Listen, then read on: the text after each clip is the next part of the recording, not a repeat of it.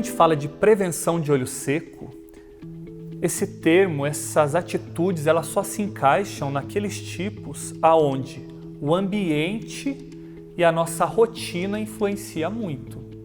Então, uma pessoa, por exemplo, que tem alteração do seu piscar porque teve um derrame ou AVC, a prevenção não é com medidas que a gente vai tomar especificamente para o olho, mas é a prevenção da hipertensão para que não tenha o derrame, o AVC.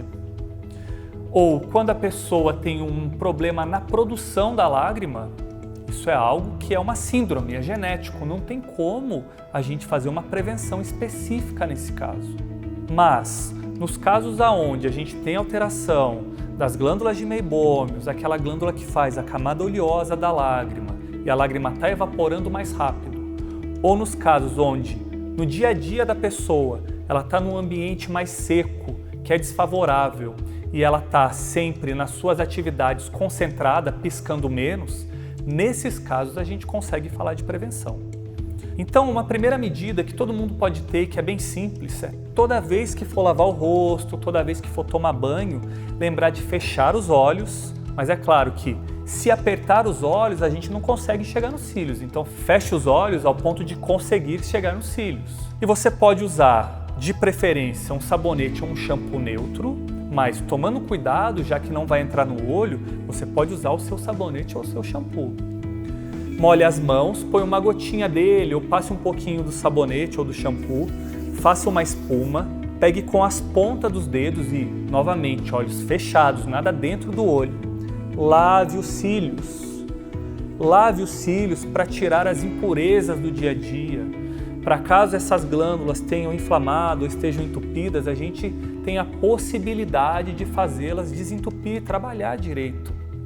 Uma medida anterior a essa, se for possível, é colocar um pouco de água morna nos olhos antes de fazer a limpeza.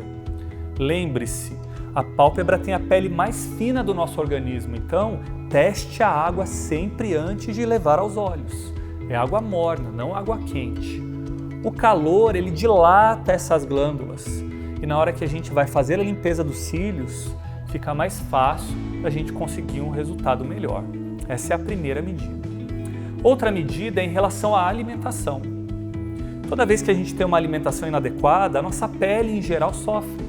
As glândulas que fazem produção de secreção oleosa acabam entupindo, isso pode ser percebido através de espinha.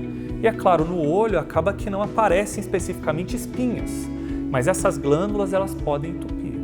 Então uma alimentação saudável, ela é muito benéfica para o olho seco.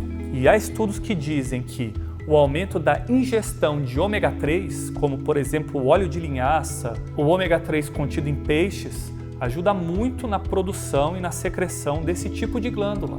E é claro, não só essa aqui que a gente está falando da pálpebra, atrás dos cílios, mas de todo o nosso organismo. Se você tem uma rotina de ficar muito tempo no computador ou muito tempo dirigindo, ou que seja muito tempo numa leitura, ou na verdade atento e concentrado a alguma coisa, lembre-se, deu mais ou menos 50 minutos, 1 hora dessa atividade, levante, vá ao banheiro, tome uma água, feche os olhos ou olhe para o horizonte, que é o suficiente para naturalmente voltar a piscar.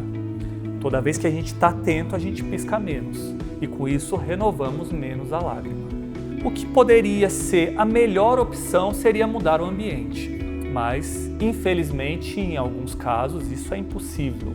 É impossível às vezes numa cidade muito quente não ter um ar-condicionado, mas caso você perceba que esses sintomas estão vindo diariamente, tente umidificar um pouco o ar, colocar um copo de água ou até um umidificador de ar, isso pode melhorar. E para saber especificamente do tratamento do olho seco, assista ao nosso próximo vídeo.